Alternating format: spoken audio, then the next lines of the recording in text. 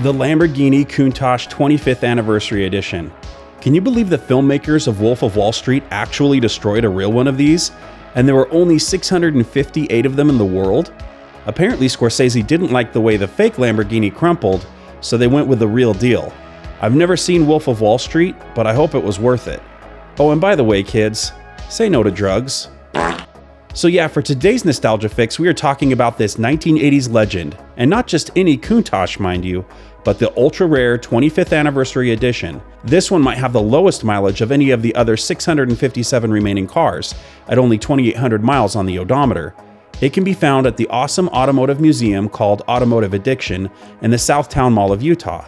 My son is a huge Lambo fan, so you can imagine his excitement at seeing this iconic car. Oh, and before I get too far into detail, do you remember just how big a deal this car was in the 80s?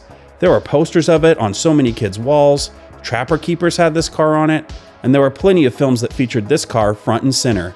Movies like the Cannonball trilogy, there was this one TV show called Automan, which is one of the most 80s things you could possibly see, from the cheesy font to the special effects, and you gotta hear this music.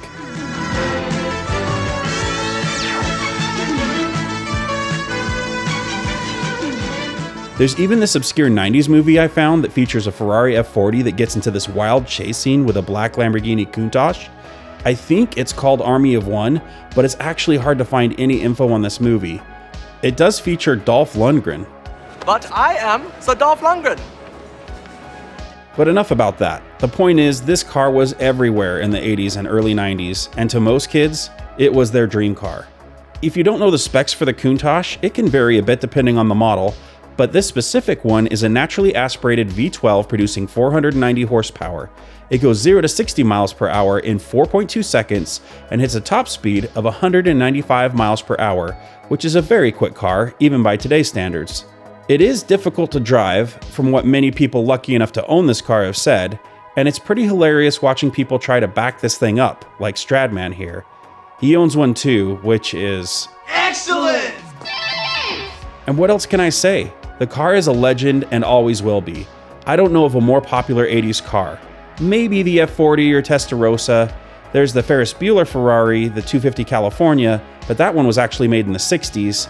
Some would say the DeLorean, but usually they are referring to a very specific prop car from the Back to the Future films and not the DMC-12 in general. Yeah, I'm gonna have to say it was the Countach. And as odd and as quirky as this car is said to be, there's just something about this over-the-top looking wedge-shaped design. I hope this video brought you back to your childhood, even for just a moment, and with that, we will see you in the next video. That was some seriously good nostalgia. But remember, friends, it's also important to make new memories with your loved ones. Do, do, do, do.